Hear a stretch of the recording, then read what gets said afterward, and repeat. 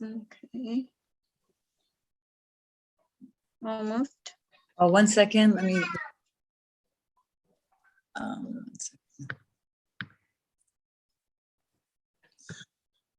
Okay, we're on. Okay. Hi, everyone. I know you don't see me. 1 second. Wow.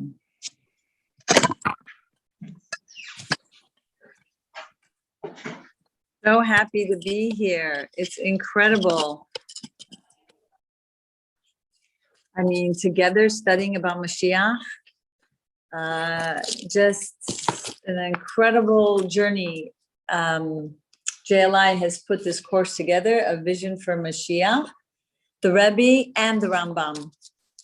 And I don't know about you, those of you who've been listening to the other course material, it's really been helping me have an even greater Moshiach day and try to have more Moshiach mindsets and for sure more Moshiach-like moments. And before we start the course, I want to just really emphasize certain things that hopefully will help you delight more in studying about Moshiach and motivate and inspire you that after this course is over, that you'll continue in whatever way you can. So in the book called From Exile to Redemption, which is the Rebbe's teaching of the future redemption and the coming of Moshiach, it states here, the goal of exile is the lofty revelation in the future, which could not be secured in any other manner. Hence, even though exile in itself is no more than a preparation for something beyond itself, vis-a-vis the redemption, from the perspective of the Jewish people, the exile in itself, albeit only in a seminal form, is one aspect of the redemption. So we're in the redemption. We're in the process of redemption. This is leading to the ultimate redemption. And if God could do it any other way, he would. And the fact that it's not any other way means there's something really great about being here until that day comes. There's something superb beyond our understanding. And, you know, when we're talking about the more we put our mind to like the unfolding and the ultimate redemption, the more delight we'll have in its waiting. I don't know, like last week's class was so incredibly enlightening that like the process of this place called Earth and all of its sufferings, if you want to call them, was described as meaningful and necessary so that we have the ability and the chance to long for Mashiach. And the longing is a key point here. But for these kinds of experiences, it wouldn't give us a chance to long for Mashiach. And longing for Mashiach is so important that even the suffering is worth it. And we were coming to some kind of conclusion that, wow, if we long for it, then we won't need the suffering to then have to long for it. So by studying together in a group, then we end up committed to do whatever it takes for us to continue to long for Mashiach so that we don't need any more suffering, please God, or a lot less suffering. And, you know, I remember at one point when I was studying Kuntrus Umayan by the Rebbe Rashab, and talking about like the delight, like the ultimate pleasure and delight of this world, until that ultimate day when Mashiach comes and Kulo will be like Shabbat, where Shabbat we're just in delight. We're just, you know, free, you know, to just kind of get away from all the demands of the world. So, and there's so many different pleasures in the world, but the superior to all of the pleasures, the Rebbe Rashab says, is intellectual delight. It's a wondrous enjoyment in the intellectual discovery in how godly everything is. The soul that delights in this comprehension through understanding God's world, God's higher worlds, God's everything as best we can with, of course, our limited intellect, then, this is the finest and the truest and the most exalted of all delights. And so when you think about why man is created and why he is put on this earth, to find supreme delight in God, in godliness, in the matters of the spirit, especially the intellect. So this is above all the quality that we as humans have. That's why we've been given an intellect. Yes, we need to make parnasa. Yes, we have to see what we can do to bring shalom to the world in our relationships. But we've been given an intellectual soul like no other creation. And so that's our purpose, to use it and derive this godly-like pleasure from the supernal wisdom. So, and this should be for the study of Torah. And this will give the person ultimate pleasure. And he will then, or she, attain the greatest of heights of spirit. That is his purpose in life. And every creature, as we know, has a mission and a purpose. So in Kuntres and Mayana actually was talking about how each creature is elevated by a higher creation. So we see that plants are elevated by animals. We are elevating the animals that elevated the vegetables, and we elevate the vegetables. So who elevates us? God. When we subsume ourselves in the Torah, when we put our head and our mind and our spirit and our soul and every part of us and our pleasure and our delight into the learning of Torah, God subsumes and elevates us, which then elevates everything beneath us because we elevated it. So this is how we ascend, by binding ourselves and merging ourselves with this divine intelligence. So if this is true for the Torah, if this is true for the Pnimiyut HaTorah, how much more so for the Inyane Moshiach learning like we are doing today? How much more of a delight will we have?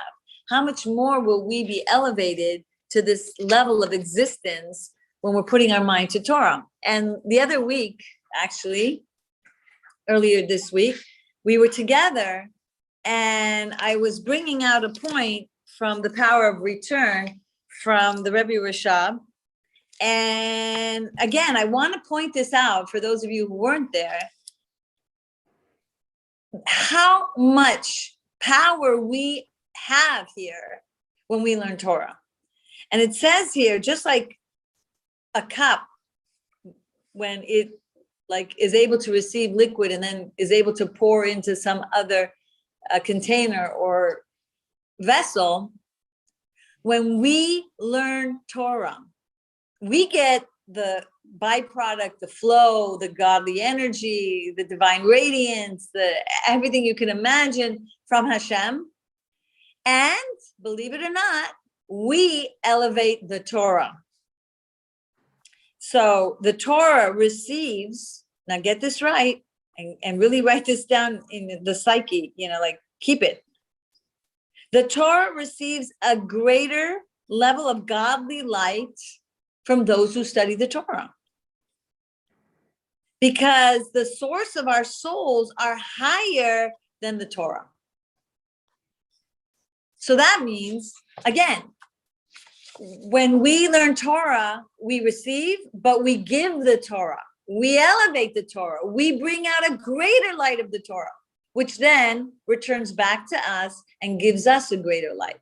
And again, I say, if this is true for Torah, how much more so for the inner Pnimiyut Torah, the deep secrets of the Torah. And if that is true for that, how much more so when we're learning the vision for Moshiach. and everything that is related to the ultimate delight and pleasure that we will experience when Moshiach comes. So with that in mind, please God, let's appreciate the power of this meeting, of the power of us getting together and learning about Moshiach. So here we go. When you think about Moshiach, what do you think about is going to happen? And there's a lot of controversy. There's a lot of give and take debates and questions and answers. And over the years, there's been a little confusion. But thank God for our Rebbe, because he's going to bring out the light of a lot of the Rebbe of the time, which was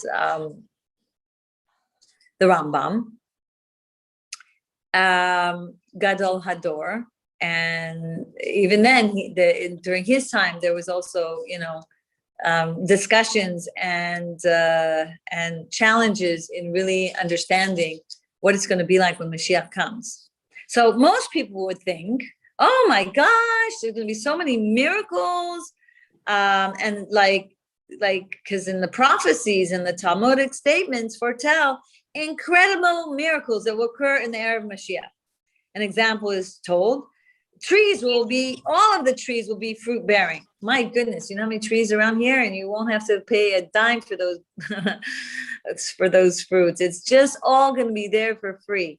The prophets also tell us that the wolf and the lamb will dwell together. There's not going to be a fear of ferocious animals or any kind of, danger. But when you look at the Rambam, it's a little confusing. Because what if I told you that in the Rambam, he says that none of that will happen? And it's just going to be the same as before. Wouldn't you be shocked? Wouldn't you be like, what? I mean, what am I waiting for? That's gives me oxygen for my soul as I'm suffering today, as I'm maybe going through, a roller coaster on this planet Earth. But let's read Rambam.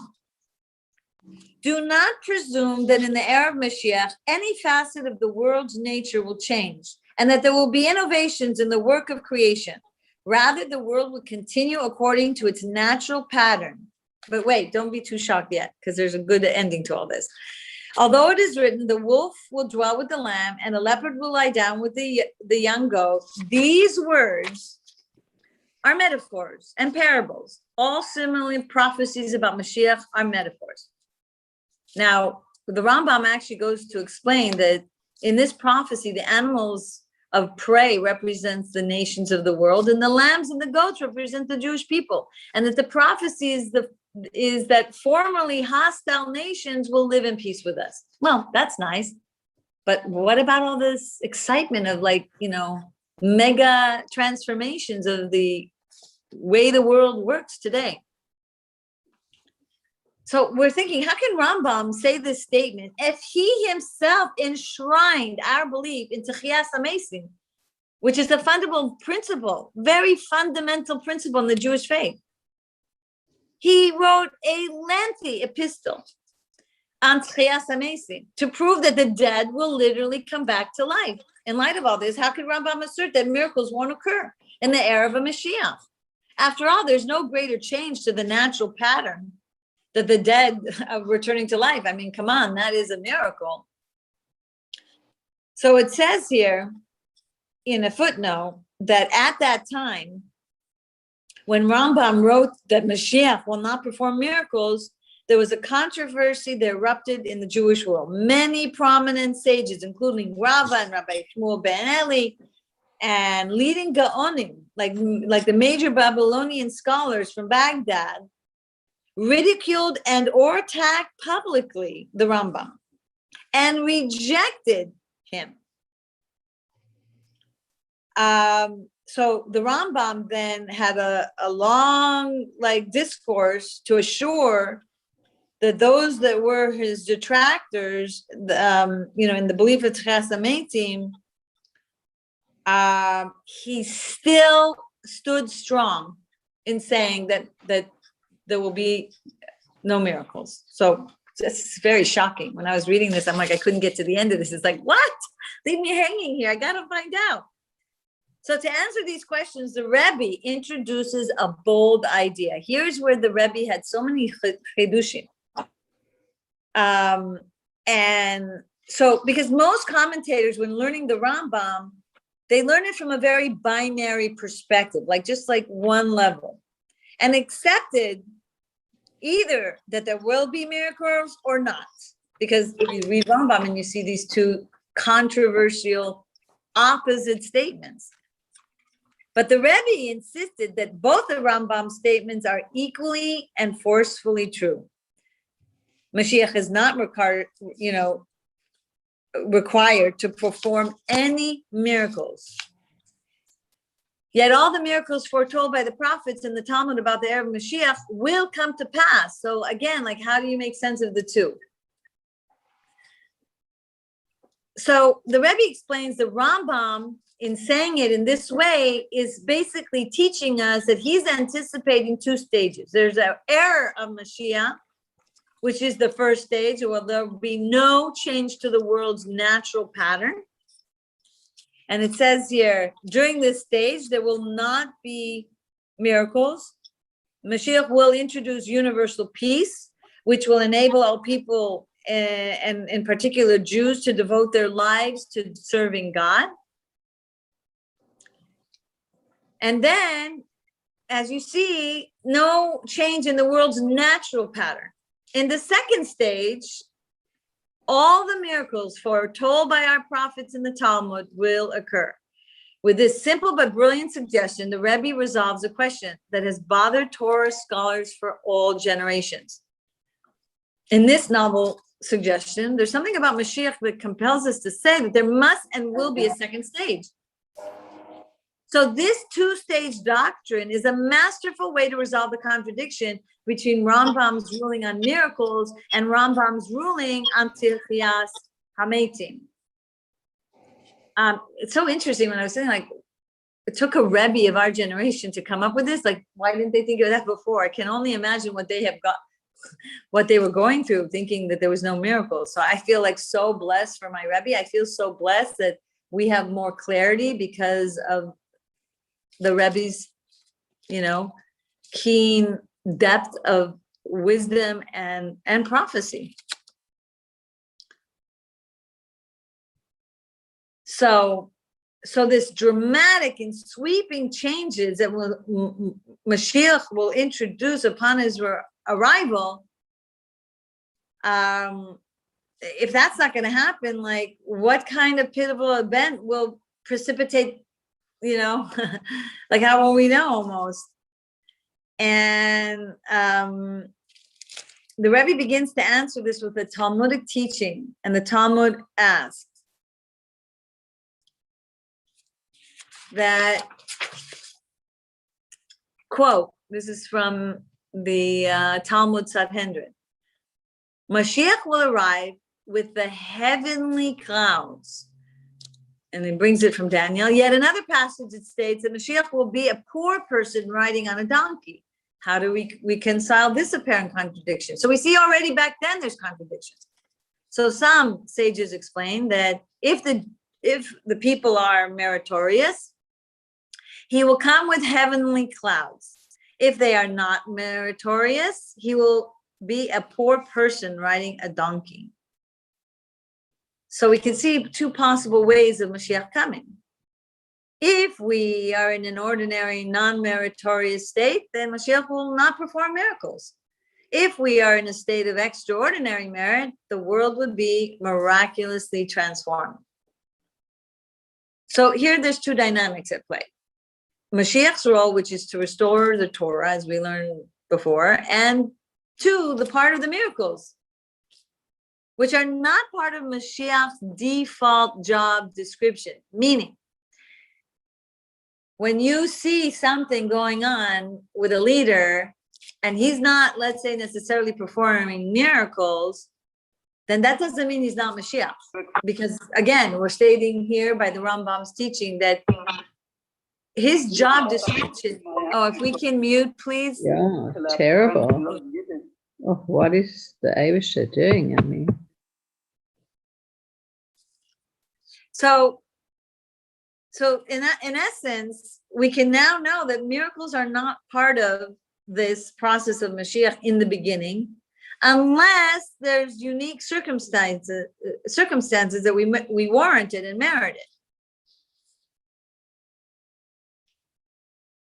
So the miracles will be the icing on the cake, as it were, hopefully with our merit. But interesting, I read a sikh of the Rebbe that said, and I use this with such strength since reading it, that like we're all in this generation of like survivors. We have survived how many generations of torture, exile. We're not like we're not held accountable like let's say the people in the desert when there was such a revelation of godliness. We've been such a burnt chas v'chalila people over the generations that even the Rebbe says that Hashem stands up against the Satan and says, dare you not accuse my people. You have no power over them to accuse them because of what they've been through and how they stuck it out, and they have been with me, my people.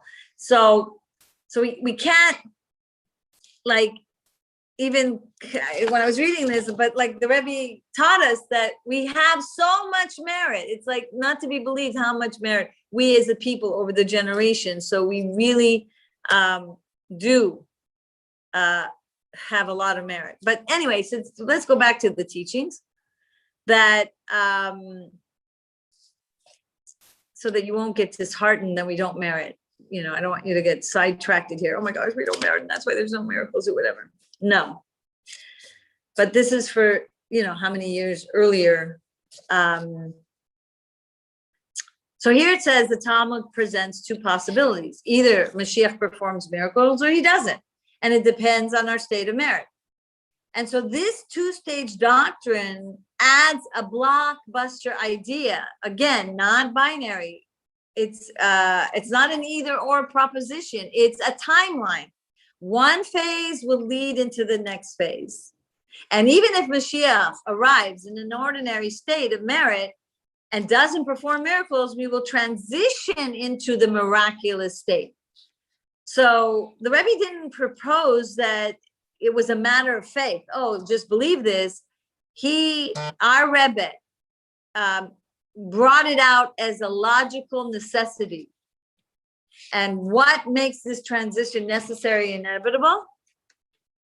The Jews will have no oppressors. This is from Lukatei Sichos, the Rebbe states, or disturbances when Mashiach arrives. On the contrary, they will be free to engage fully with Torah and mitzvahs. Therefore, it follows they will attain the status of extraordinary merit, which perforce bringing about the second stage. Because if when Mashiach comes and all will be free to learn all day long because there's no oppressors, then that in itself will lead to us having even more merit and the miracles will happen. So, as it is stated, the Rebbe's explanation is simple but brilliant. The offers of miracles in reward for the merit doesn't come off the table once Mashiach arrives.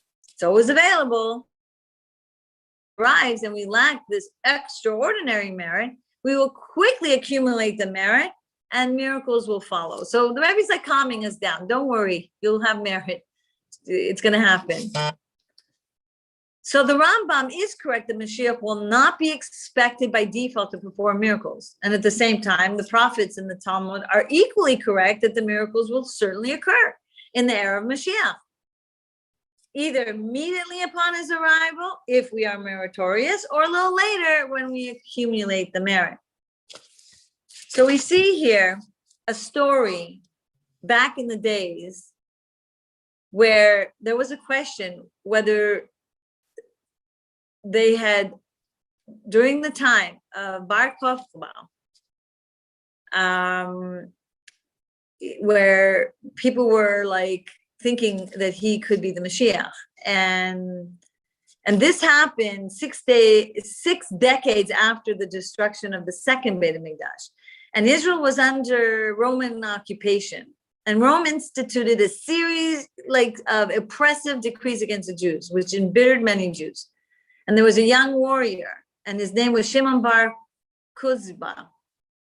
And he raised an army and led a rebellion against Rome. At first, he was spectacularly successful. He drove the Roman forces out of the country and established a Jewish kingdom in Israel. However, Rome eventually defeated his army and put down the rebellion. And in the days of this rebellion, Chazal thought that Bar Kuzba was Moshiach. And this is brought down by Rambam. Proof can be brought from the fact that Rabbi Akiva, one of the greatest sages of the Mishnah, served as arms bearer for the king Bar Kuzba and declared him King Mashiach.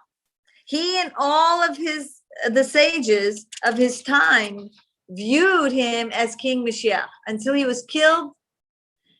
And after he was killed, they realized that he was not the Mashiach, but they never asked him to perform any signs or wonders. So he's just bringing the story down to show that if Rabbi Akiva, according to halacha, would say, okay, show us miracles and we'll believe that you're Mashiach. The fact that they didn't question him and say, show us miracles, shows that a first stage doesn't have to have those kind of miracles. And how does it bring out that maybe he was the Mashiach? Rabbi Akiva declared him Mashiach at the time. From the passage, a star arose from Yaakov, which is from Bamidbar. And after that, he was known as Bar Kochba, because Kochba is a star, from the word, Kochav, star. So we see here that they didn't need proof of miracles, and yet they thought he was the Mashiach. And Rabbi Akiva felt, and he was comfortable placing himself at the service of this rebellion, because normally, tzaddikim and chachamim, and they aren't the bearers of military warfare. But because he thought that Bar Kochba was King Mashiach, he was permitted to serve in the king's army. And this we learn from David HaMelech, who was also a Torah sage. He also served in Shaul HaMelech's arms bearers. And so again, that's how we are proving that he thought Bar Kochba was Mashiach, because he said, okay, I'm legally, halachically permitted to fight in the war. So this story, we are sourcing two Talmudic resources, and it's proving Rambam's contention. Although Bar Kochba's sins eventually proved that he was not Mashiach, his inability to perform the miracles did not prevent the sages for presuming that he was Mashiach. This again proves that performing miracles is not a litmus test for the Mashiach's authenticity. However, there is more than one version of the story. Let's explore another version. Yeah, you have one Jew, another Jew, and there's 200 different opinions. The joke that people say. Bar Kochba ruled, and this comes from the Talmud Sanhedrin, for 2.5 years. He proclaimed to the sages, I am the Mashiach. And it is written that Mashiach can smell a person and judge his virtue on the smell test. So one asked, let us see if you can smell and judge. When they saw that he was unable, they had proclaimed him as a false Messiah and had a din against him. And supposedly he was executed. On a literal level, when you see this, there's different opinions. Some say that this version conflicts with the version that's cited by the Rambam on 3 accounts. One, if Moshiach is expected to perform miracles like the smell test or not, so isn't that showing that we need to see miracles to believe in a Mashiach? 2, did the sages ask Bar Kochba to perform a miracle or not? Did Bar Kochba die in battle because of his sins, or did the sages execute him? So the first point, it says here, it's very easily able to point out whether Moshiach is expected to perform miracles or not. This is easy to reconcile. It's not difficult to suppose that these versions were written by different sages who disagreed over this point, because we said earlier, some believe you have to show miracles for it to be Moshiach, and the opposite viewpoint that you don't. So maybe the opposite viewpoint said, oh, show us a test of miracles. That doesn't, bring discrepancy to the story at all, because we have these two camps. Now, the other two questions are a little more difficult to reconcile, and our sages tended to argue over these ideas. First of all, they're not facts. So how do we reconcile these conflicting narratives? So the Rebbe now comes to the rescue and explains that these versions are not in conflict either. Each tells a story from a different perspective. One describes the experience of Rabbi Akiva and his colleagues. The other one describes the experience of the dissenting group that feels that you do have to have the miracles to be a Mashiach.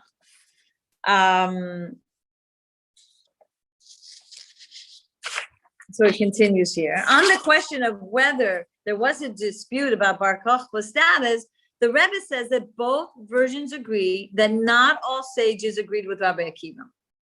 Although Rambam wrote that all supported Bar Kochba, he meant that they were all in agreement initially. However, at a later stage, some changed their minds and concluded that Moshiach must perform miracles. So in the group that changed their mind, that subjected Bar Kochba to smell the test, Rabbi Akiva and his colleagues, who didn't consider a miracle of performances a litmus test for Moshiach, they didn't participate in this test of him. Therefore, Rambam, who rules according to Rabbi Akiva, doesn't mention the smell test. That's why. Because he doesn't believe you have to prove in miracles for Moshiach. So then who did kill Bar Kochba, or what killed him? With respect to how Bar Kochba died, the Rebbe suggests that both versions agree that Chazal did not execute him. Rather, he died in battle. The disagreement is only about whether the sages sentenced him to death before the battle. Phew, because it was hard for me to teach that. Really, when I read that, I'm like, wow. When then I read like, oh, okay, so Hashem caused his death. So they pronounced a death sentence, but they could not carry it out because he went out to war. And I guess destiny took his life. So all this is to help us understand, even in this story, there were varying opinions on whether one Moshiach has to have performed miracles to be believed as a Moshiach or not. And since, in this case, two different varying groups, one wanting him to prove that he could do a litmus test of can you smell and judge, shows that there's one group that feels that it has to be with miracles and the other didn't. And that's why it wasn't stated, because they don't believe that you have to show miracles. Well, which when you think about it, just even for a moment, when you think about this even for a moment, then we can actually say, wow, we could be experiencing Mashiach without miracles. That's kind of, for me, reassuring. And for me, opening my eyes to a lot of the Rebbe's teachings even more, when now you learn it in more depth. Because, there's a lot of controversy, a lot, even today. And a lot of people will, as you will see here, understand now better the first stage of Mashiach. I mean, it's so much more clearer to me after studying this. Like, I can't even explain. It just brought me to such much more, I don't know, avenues of possibilities in my mind that takes me to better and better places, and I hope for you too. So as we see back in the days, Rabbi Akiva said, Moshiach doesn't have to perform miracles. And once Rambam ruled in accordance with Rabbi Akiva, the halachas is very clear that Moshiach is not expected to perform miracles unless the generation is in a possession of extraordinary merits. So I don't know. When I was reading this, I was thinking, how many miracles like the Rebbe did in our generation? So I was thinking, wow, the Rebbe told us we are extraordinarily, like beyond meriting so much miracles. And I was just thinking, because during the time as the teachings teach us of our Torah, that prophecy will come back and that miracles will come back. It's very interesting to know. Here, don't calculate.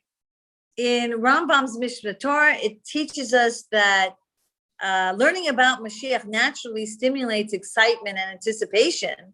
And such excitement can lead to offer predictions about the timing of his arrival. In this vein, the Rambam inserts a cautionary note. Quote, one should not try to determine the appointed time for Mashiach's coming.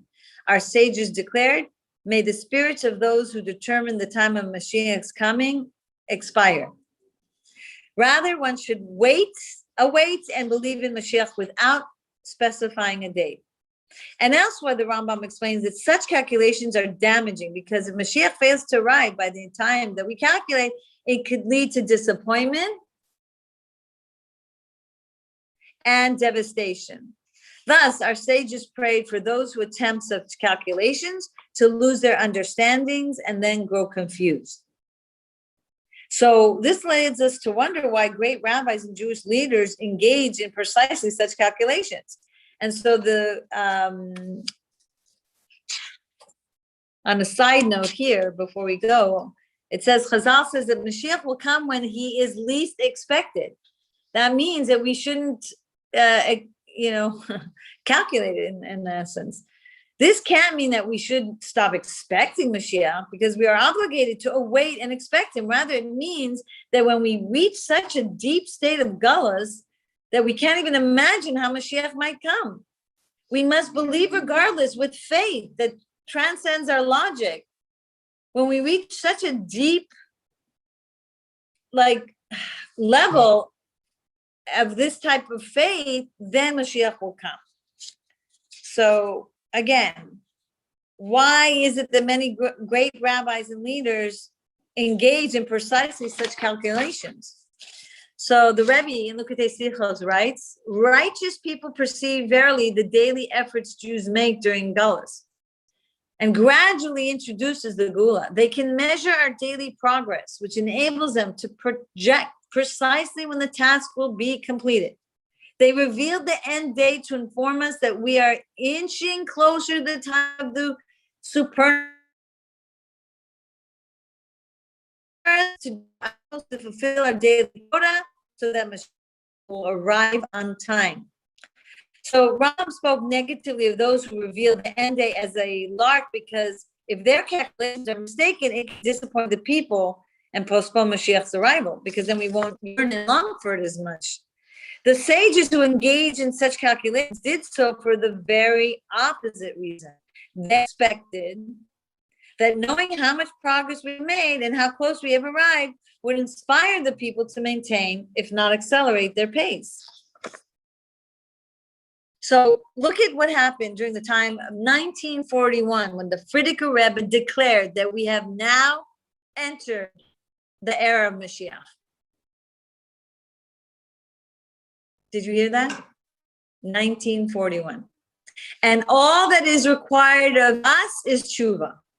This was different. It was not a calculation. It was an affirmation that we have transitioned into the era of Moshiach, which means that he could come at any moment. Are you listening to this? the Frierdiker Rebbe. At this point, the focus on Moshiach shifted into high gear, and the excitement gradually increased as we continued to inch closer. And then approximately 50 years later, the Rebbe declared, quote, a new dimension, and this is from Sefer HaSichot, a new dimension was introduced to our work in the recent past to greet Mashiach Tzidkenu in the true and complete redemption. The Rebbe declared that we had completed the previous Rebbe's directive. We have repented, and Mashiach is ready to come. We no longer need to focus on bringing Mashiach closer. We need to prepare ourselves to greet him. That's so different. All the other work that we did for generations, centuries, was to bring about the Mashiach. Now we're in a new era of preparing to greet him. Wow. And he brings down here, the Rebbe would repeat a call to polish the buttons, because in the Frierdiker Rebbe's time, he utilized a parable of a jacket. He declared that the jacket is complete. The buttons hadn't been affixed. All that is left is to polish the buttons.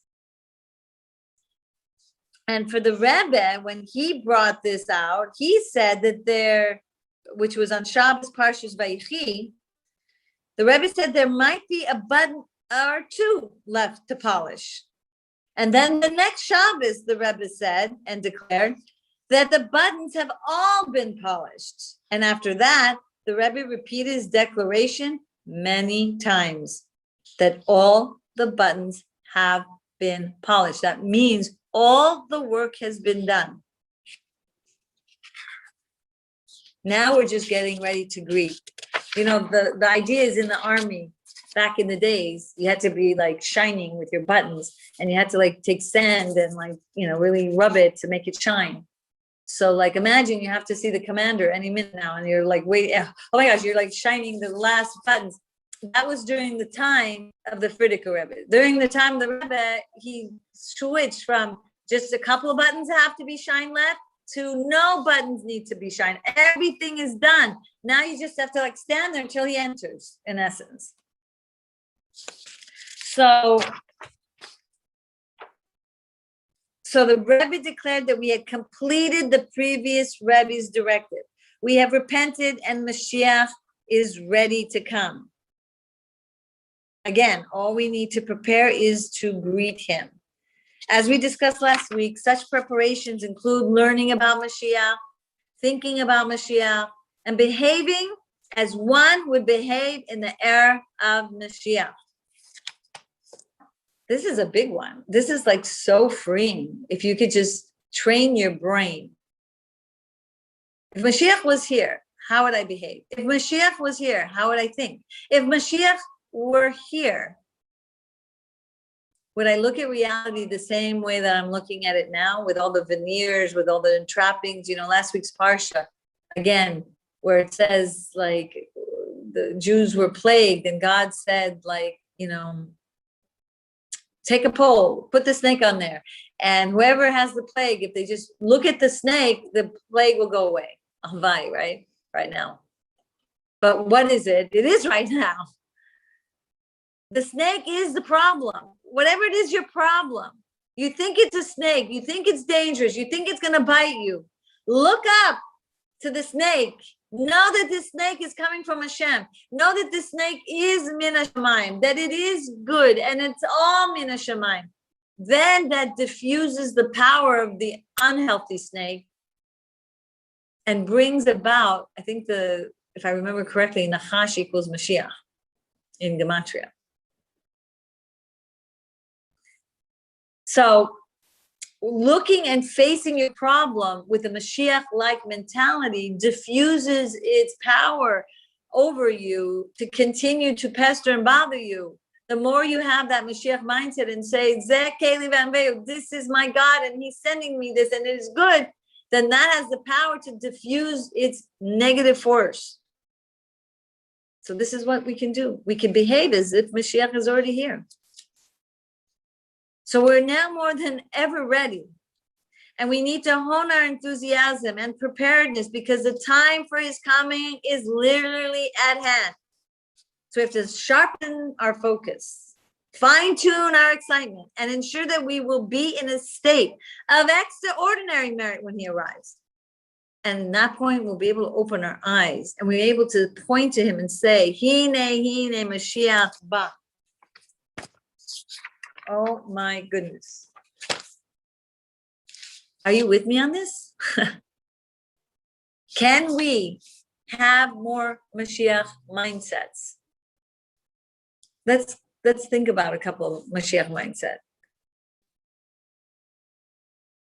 How about this is going to pass?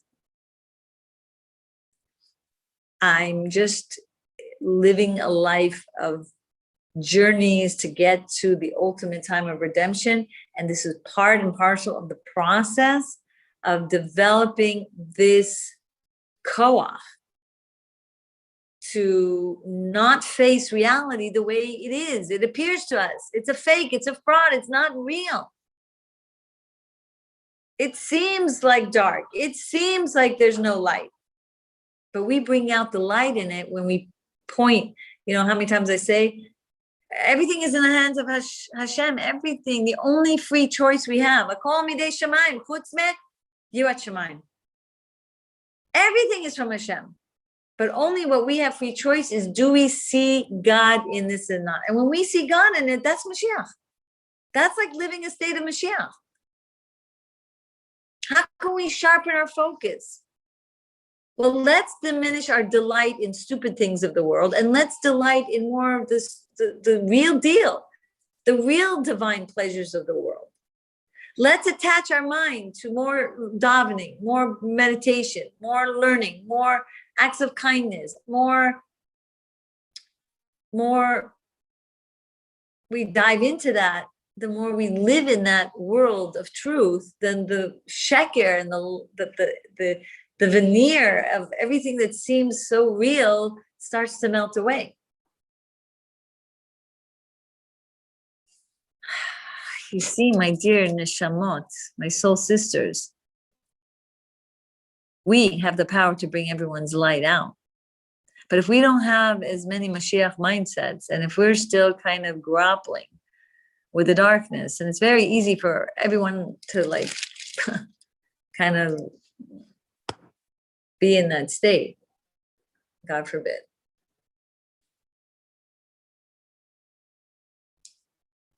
So what can we do? Learn more about Moshiach. Get the book From Exile to Redemption.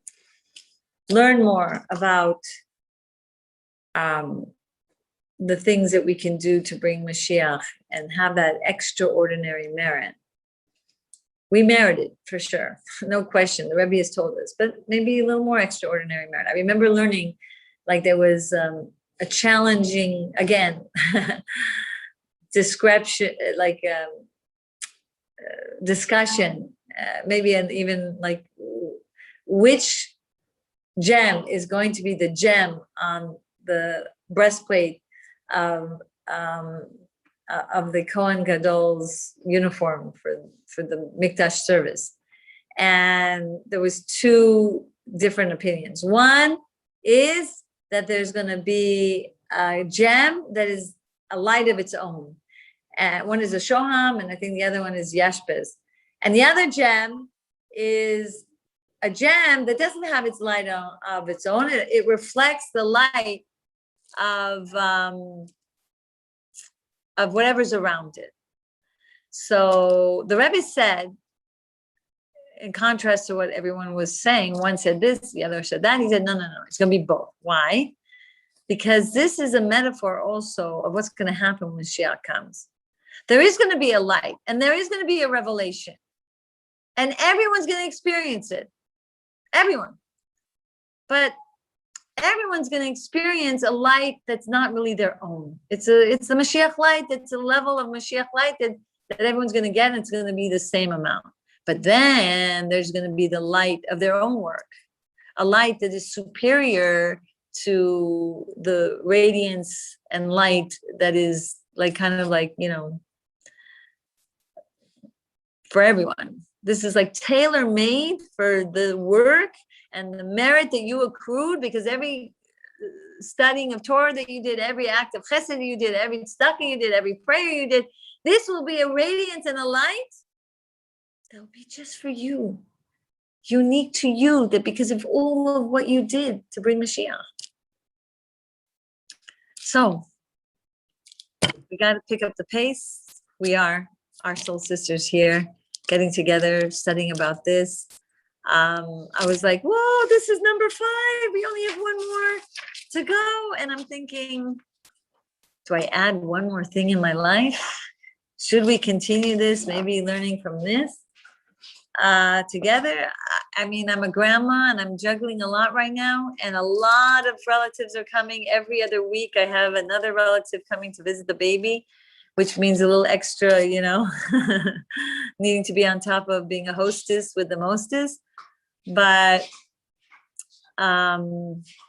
definitely we'll think about what we're going to do together. But in the meantime, until I get a little more free and have a little more time to be committed, we have one more class next week, and then we will decide what we can do.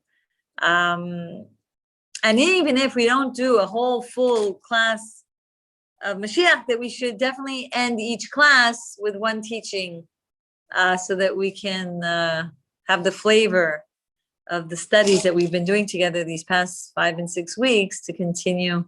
And who knows, maybe JLI will have another course, because this has been so enlightening. And really, I thank all of those of you who joined. And I just want to also really bless Hannah, and for always doing the beautiful flyers and putting the Zooms together. And thank Ateres, Esther, Malka. It's a beautiful program that was started off, in memory of, and I had it down here, I'm so sorry, I'm looking for it, the grandma's name, but I don't want to miss the opportunity to Are you here? Can you say your grandma's name? Hi. So it's in memory of my grandmother. Yes, Esther, and thank you, Malka, Hannah. All right. Thank you, Hannah, for reaching out to me to do this and choosing me. I'm like forever grateful. Like, I'll meet you up in Shemaim one day. I'm like, look at the lights that you gave me the opportunity. I'll be sharing it. Really, I'm so excited. I'm saying, I'm going to camp now. I'm on my way, but it's gonna be like one more class, but it's been really a pleasure so far. Yeah, we'll think of what to do and continue this in some other way, one way or the other, because it can't stop. It's just too good. Please, God. So nice. Yeah, totally right about all those. Like, just reminding ourselves of that it's like we're ready. It just matter of just waiting every moment. Like, we're here. We're ready. Anyone want to share, especially maybe those who have gone through the 5 courses, so that Hannah could hear feedback of her efforts and putting this together? Well, I'm not centered again.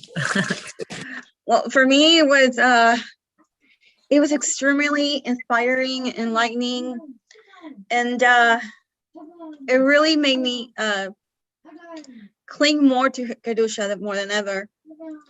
And so I'm just so grateful that we have the teachings of our Rebbe, and because right now these times are like can be so confusing with so much information and so many opinions, and it's just Baruch Hashem for the Rebbe, really, because I know otherwise I just wouldn't I don't know, wouldn't know which way to go though.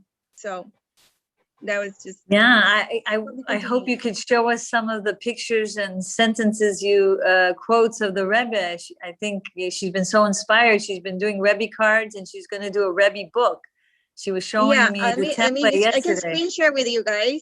Yes, please do. And hold on. Because that way it'll be on YouTube and people will see it. She's constantly innovating and designing. So right now I was listening and working. So this is I'm doing right now. I'm going to show you the front cover of this. That's another magazine. So I'm constantly working. So you know, this is the front cover of a planner that I'm working on right now. And it has like one of the, I think I can for you guys. Hold on a second. I can move it up here so you guys can see a little closer. It's one of my favorite quotes of the Rebbe. One moment of Torah and mitzvot is eternal, for through and you are bound to the eternal God and entirely transcends the boundaries of time. That's one of my favorite quotes of the Rebbe. So, and I use a software to like with his to do art with one of his pictures, and the templates. I have to go back. I always forget. So the templates are here. It's the inside template. It's a planner. But what I did over here is I'm adding a quote Yom Hayam, letter from the Rebbe. I'm adding. I just added. It has like to-do list. It has weekly to-dos. Again, it's like the same thing. And it has a quote from Rebbe Sor Sefer Hasihut. And so a little small quote here, but people can just write, what does my Rebbe say today? So you can write down whatever notes you want, whatever thoughts you like. And that's where I'm working so far. So let's put maybe this quote in it. We need no longer to focus on bringing Moshiach closer. We need to prepare ourselves to greet him. Oh my gosh, if people would know that. Like that, yeah. We're really, and or maybe take some of the sentences. You got this you can go through this. Do you see this? Oh no, you can't see it now, but hold on. You got the vision of Mashiach. You can go through it, this paper, and add Mashiach quotes. Here, this one. Can we get that, Miss Miriam? Yes. That'll be great. Yeah. Well, I posted on the chat, the website. So you just go to the website and then. Oh, cool. Oh, okay. I have it. Yeah. It's the JLS section and it's week 5. And I actually have one of them. I have number 6. So I can send you number 6, but I only have it in physical format. Oh, can you show the book that you were, that style? Vision Mashiach. Okay. Vision for Mashiach. This is the pamphlet they've been giving us. This was the book From Exile to Redemption. Oh, wow. They have like 2 volumes at least. Maybe they have a third now. I'm not sure. Yeah. Oh, yeah. So beautiful work, my dear. I can't wait to get it. Absolutely gorgeous. It's gorgeous. Stunning. I love the idea. I mean, I always love writing to the Rebbe. So like for me, I write it in my diary. It's such a good idea. Like, make it into a planner. Really nice. Yeah, I'm so happy. I'm doing a lot of stuff for the Rebbe, but I'm just really happy. So Baruch Hashem. Wow. Yeah. I think we definitely have just the technology so Mashiach-like that we can all get together here on a Zoom for free. I mean, yes. and not have to pay a toll charge and not have to back in the days, you talked to someone in Israel for 1 minute, it was like $10 and then you went bankrupt, Yeah. $800 for who knows how long of few, phone calls that you made to your loved ones in Israel. So we are really blessed. We are in a Mashiach-like generation. There's so much technology, and we should just keep celebrating because it really is the beginning stages. And so if we don't see all the miracles, but we do, and we did see Rebbe miracles.